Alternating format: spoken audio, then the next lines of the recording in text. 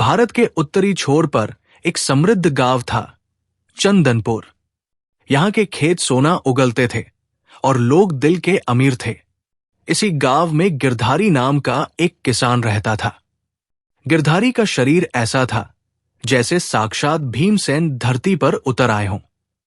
6 foot का कद, लोहे जैसी मांसपेशियां और ताड़ के पेड़ को एक झटके में उखाड़ देने वाली ताकत। लेकिन विधाता ने उसे बनाते समय अक्ल वाली पुड़िया डालना शायद भूल गए थे। गिरधारी के लिए दुनिया वैसी ही थी जैसी दिखती थी। उसे छलकपट का छल भी नहीं आता था। इसके ठीक विपरीत थी उसकी पत्नी बसंती। बसंती न केवल सुघड़ गृहिणी थी, बल्कि उसकी बुद्धि की चर्चा दूर दूर तक थी। गांव के सरपंच भी पेचीदा मामलों में बसंती की राय लेते थे। गिरधारी अपनी पत्नी को साक्षात देवी मानता था और बसंती गिरधारी को एक बड़े नासमझ बच्चे की तरह संभालती थी। सर्दियों का मौसम था। गिरधारी ने अपनी मेहनत से बेहतरीन मखमल की फसल तैयार की थी, कपास से बुना हुआ उत्तम कपड़ा। बसंती ने उसे समझाया, सुनो जी, इस बार ये कपड़ा बहुत कीमती है। इसे शहर के राजा के दरबार में ले जाना है। रास्ते में रुकना मत और किसी की बातों में मत आना। इसके पूरे 2000 रुपए मिलेंगे।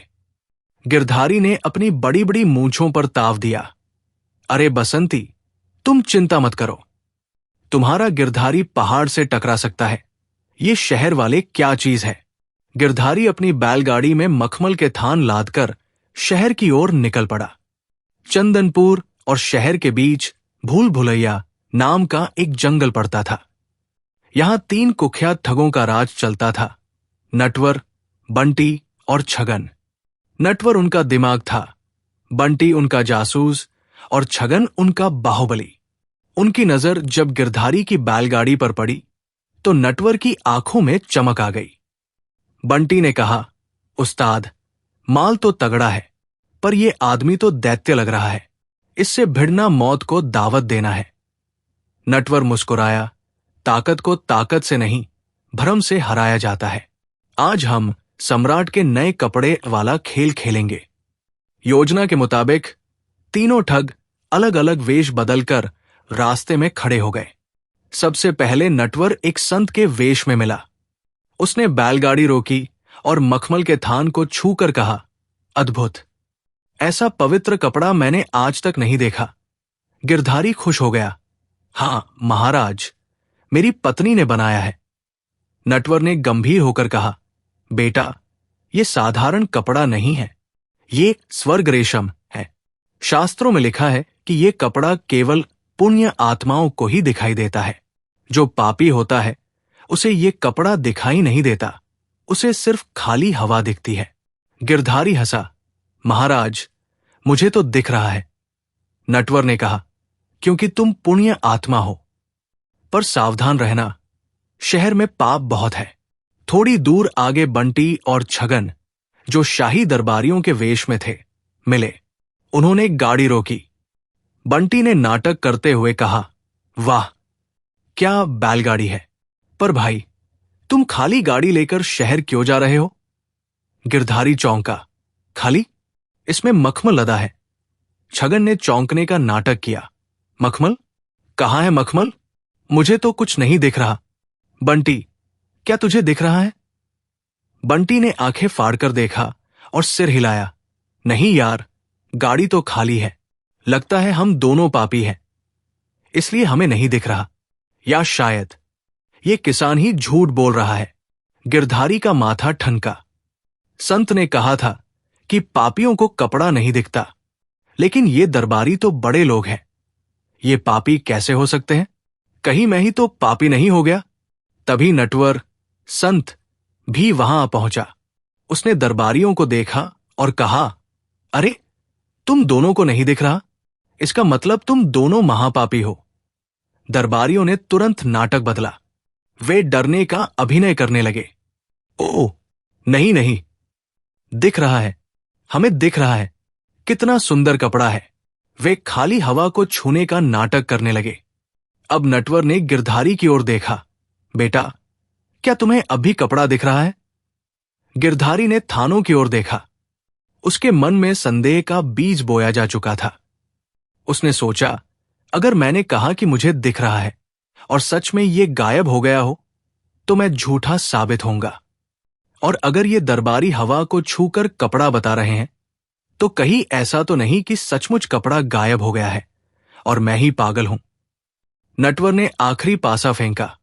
बेटा, मुझे लगता है तुम्हारी आंखों में लोभ का पाप आ गया है, इसलिए ये दिव्य कपड़ा अब तुम्हें धुंधला दिख रहा होगा। अगर तुम इसे शहर ले गए तो राजा तुम्हें जादूगर समझकर कैद कर लेगा। गिरधारी घबरा गया। उसे लगा कि उसकी आंखों के सामने रखा कपड़ा असल में माया है। अपनी पवित्रता साबित करने और राजा के दंड से बचने के लिए उसने कहा, महाराज, आप ज्ञानी हैं, आप ही इस मायावी कपड़े को संभालें। मैं तो चला घर। ठगों ने खुशी खुशी हवा में हाथ लहराते हुए कहा, हम इसे गंगा में विसर्जित कर देंगे।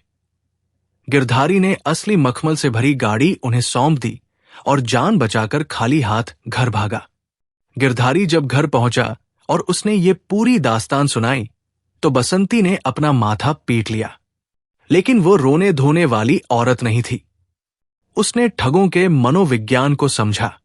वे अंधविश्वासी और लालची थे। उसने गिरधारी से कहा, तुमने अपनी इज्जत गंवाई है, अब उसे वापस लाने के लिए तुम्हें अभिनेता बनना होगा। जाओ, नहा धोकर तैयार हो जाओ। बसंती को पता चला कि ठग पास के ही एक सराय में रुके हैं और मखमल बेचने की फिराक में है। उसने अपनी पहली योजना बनाई। गांव के बाहर एक पुराना सूखा कुआं था। बसंती ने गिरधारी को उस कुएं के अंदर एक सुरंग में छिपा दिया। पुराने कुएं में अक्सर पानी के स्तर तक जाने के लिए सीढ़ियां या ताक होते थे। बसंती ने खुद एक जोगन का वेश धारण किया और सराय के पास जाकर बैठ गई। वो जोर जोर से चिल्लाने लगी, आओ आओ, त्रिकालदर्शी कुएं की भविष्यवाणी सुनो। जो अपना भविष्य जानना चाहता है वो मेरे साथ आए। ठगों ने सुना। उनके पास मखमल बेचने से मिले पैसे थे और वे और धन चाहते थे। नटवर ने पूछा, ए जोगन, ये कुआं क्या बताता है? बसंती ने कहा, यह कुआं तुम्हारे पिछले जन्म, इस जन्म और अगले जन्म का हाल बता सकता है, लेकिन ये केवल सच बोलता है। उत्सुकतावश तीनों ठग कुएं पर गए। बसंती ने कुएं में झुककर आवाज लगाई, हे पाताल के देवता, क्या आप सुन रहे हैं? अंदर से गिरधारी, जिसकी आवाज कुएं में गूंजकर भारी और डरावनी लग रही थी, ने बोला, मैं सुन रहा हूं। कौन आया है? ठग डर गए। ये आवाज किसी इंसान की नहीं लग रही थी। बसंती ने नटवर की ओर इशारा किया, ये नटवर है, पूछो इसके बारे में। कुएं से आवाज आई। बसंती ने गिरधारी को सब रटा दिया था। नटवर, जिसने कल एक भोले किसान को अदृश्य कपड़े के नाम पर ठगा है, जिसके पास इस समय कुर्ते की दाहिनी जेब में 500 रुपए और बाई जेब में एक चोरी की अंगूठी है। नटवर के पैरों तले जमीन खिसक गई। उसकी जेब में सचमुच वही सब था। कुएं ने आगे कहा, इन तीनों के सिर पर काल मंडरा रहा है। अगर इन्होंने आज रात तक अपना सारा धन और वो मखमल दान नहीं किया तो कल सुबह ये सब पत्थर की मूर्तियों में बदल जाएंगे। ठग अंधविश्वासी तो थे ही। उन्होंने कांपते हुए पूछा, उपाय क्या है प्रभु? कुएं से आवाज आई, जो भी धन और मखमल तुम्हारे पास है उसे इसी कुएं में डाल दो। पाताल देवता उसे शुद्ध कर देंगे और बदले में तुम्हें अक्षय पात्र, कभी न खाली होने वाला बर्तन का पता बताएंगे। जान बचाने के लिए ठगों ने मखमल के सारे थान और अपनी जेबों का सारा पैसा कुएं में फेंक दिया। बसंती ने कहा, अब तुम लोग यहां से भाग जाओ, पीछे मुड़कर मत देखना वरना पत्थर बन जाओगे। ठग जान बचाकर वहां से भागे। गिरधारी और बसंती ने कुएं से अपना मखमल और पैसा निकाल लिया। लेकिन कहानी यहां खत्म नहीं हुई। ठग थोड़ी दूर जाकर रुके और नटवर को शक हुआ। यार, कुएं की आवाज कुछ जानी पहचानी लग रही थी और वो जोगन की आंखें भी उस किसान की बीवी जैसी थी।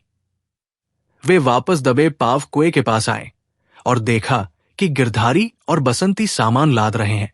उन्हें अपनी मूर्खता पर बहुत गुस्सा आया। उन्होंने कसम खाई कि अब वे इनसे बदला लेंगे। ठगों ने गिरधारी के घर पर रात में हमला करने की योजना बनाई, लेकिन बसंती ने पहले ही ये भांप लिया था। उसे पता था कि घायल सांप वापस जरूर आता है। इस बार उसने एक ऐसी योजना बनाई जो बेहद कठिन और जोखिम भरी थी। उसने घर के पिछले हिस्से में मौजूद बड़े से अनाज के गोदाम को खाली कराया और उसे एक अजीबोगरीब रूप दिया। जब ठग रात के अंधेरे में दीवार फांदकर घर में घुसे, तो बसंती ने पहले से तैयार की हुई बेहोशी की दवा मिली हुई खीर रसोई में छोड़ रखी थी। ठगों ने सोचा पहले पेट पूजा कर लें, फिर इन्हें मारेंगे। खीर खाते ही वे सब बेहोश हो गए। अब बसंती का असली खेल शुरू हुआ। उसने और गिरधारी ने मिलकर तीनों बेहोश ठगों को उस अनाज के गोदाम में ले जाकर लिटा दिया। गोदाम का दृश्य डरावना था। दीवारों पर काले पर्दे टंगे थे। जगह जगह आग की मशालें जल रही थी। भैंसों के सींग और डरावने मुखौटे लटके थे। गिरधारी को बसंती ने यमराज का वेश पहनाया। बड़ी काली मूंछें, सिर पर मुकुट, हाथ में गदा और काले कपड़े। बसंती खुद चित्रगुप्त, पापुण्य का हिसाब रखने वाला, बनकर बैठी, जिसके हाथ में एक बड़ा सा रजिस्टर, बही खाता था। कमरे में धुंध पैदा करने के लिए उन्होंने गीली लकड़ियां जला दी थी। जैसे ही ठगों को होश आया, उन्होंने खुद को धुंध और आग के बीच पाया। नटवर हड़बड़ाकर उठा, हम कहाँ हैं? सामने सिंहासन पर बैठे विशालकाय गिरधारी, यमराज, ने गरज कर कहा, मूर्खों, तुम यमलोक में हो। तुम्हारी मृत्यु हो चुकी है। ठगों ने एक दूसरे को नोचा। दर्द हुआ, लेकिन डर के मारे उन्होंने सोचा कि शायद मरने के बाद भी दर्द होता है। बसंती, चित्रगुप्त ने भारी आवाज में रजिस्टर खोला। महाराज, ये तीनों महाठग हैं। इन्होंने चंदनपुर के भोले गिरधारी को ठगा, औरतों को सताया और चोरी की। इन्हें उबलते हुए तेल की कड़ाही में डालने का आदेश दे। गिरधारी ने गदा जमीन पर मारी, जिससे पूरा गोदाम हिल गया। तेल लाओ, इन्हें पकोड़ों की तरह तला जाएगा। ठग गिड़गिड़ाने लगे, महाराज, दया, हमसे गलती हो गई, हमें एक मौका दे दो। बसंती, चित्रगुप्त ने कहा, महाराज, शास्त्रों में लिखा है कि अगर पापी अपने जीवन की सबसे कीमती गुप्त विद्या या खजाना यमराज को सौंप दे, तो उसे पुनर्जीवन मिल सकता है। नटवर रोते हुए बोला, महाराज, हमारे पास एक गुप्त खजाना है जो हमने शहर के पुराने बरगद के नीचे गाड़ा है। उसमें सोने की 100 मोहरें हैं। हम वो आपको देते हैं, बस हमें वापस धरती पर भेज दो। बसंती ने तुरंत वो पता नोट कर लिया। गिरधारी ने नाटक जारी रखा, सिर्फ धन से काम नहीं चलेगा, तुम्हें एक वचन देना होगा। जब तुम धरती पर वापस जाओगे तो तुम्हें अपने पाप धोने के लिए अदृश्य तेल का लेप लगाना होगा और गंगा में नहाना होगा। क्या तुम्हें मंजूर है? ठगों ने कहा, मंजूर है, 100 बार मंजूर है। बसंती ने उन्हें एक कटोरे में कड़वा काढ़ा, नीम का पानी पिलाया और कहा, यह विस्मृत रस है, इसे पीते ही तुम धरती पर अपनी चारपाई पर जागोगे। काढ़े में फिर से थोड़ी नींद की दवा थी। वे पीते ही लुढ़क गए। गिरधारी और बसंती ने उन्हें उठाकर वापस सराय के बाहर छोड़ दिया। अगली सुबह जब ठग सराय के बाहर जागे तो वे पसीने से तरबतर थे। बंटी बोला, भाई, क्या भयानक सपना था। हम यमलोक गए थे।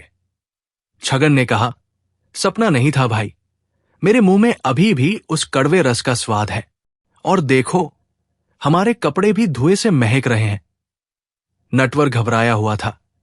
इसका मतलब हम सचमुच मरे थे और यमराज ने हमें दूसरा मौका दिया है। हमें अपना वचन पूरा करना होगा, वरना यमराज फिर आ जाएंगे।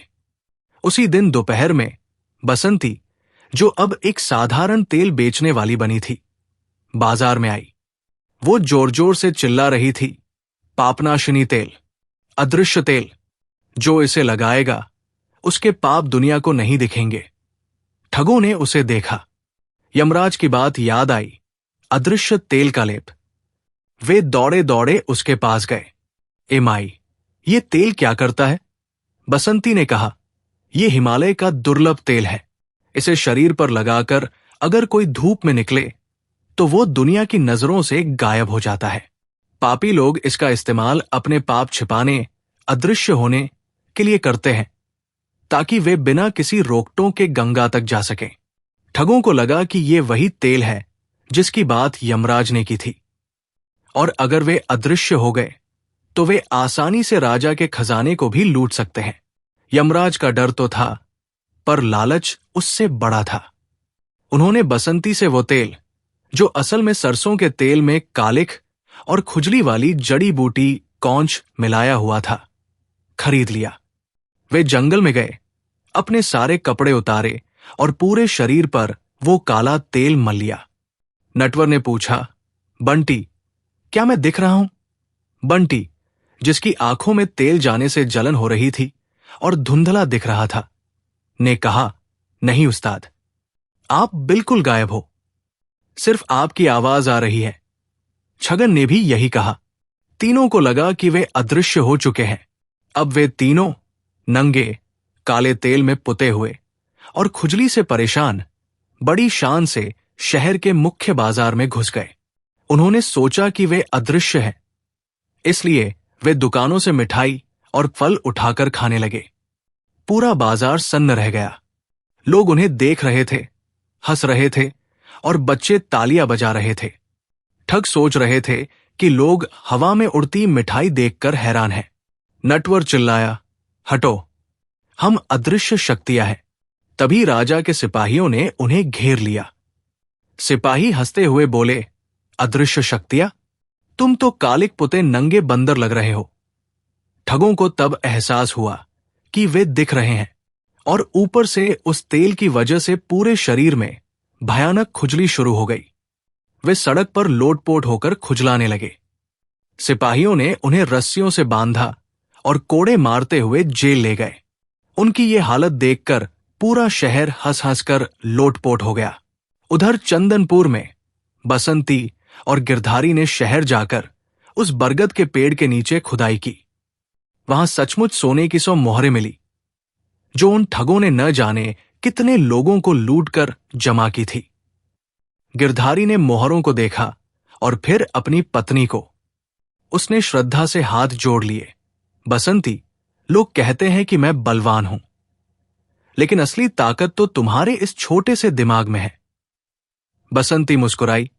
ताकत वो नहीं जो पत्थर तोड़े, ताकत वह है जो पत्थर को भी मोम बना दे।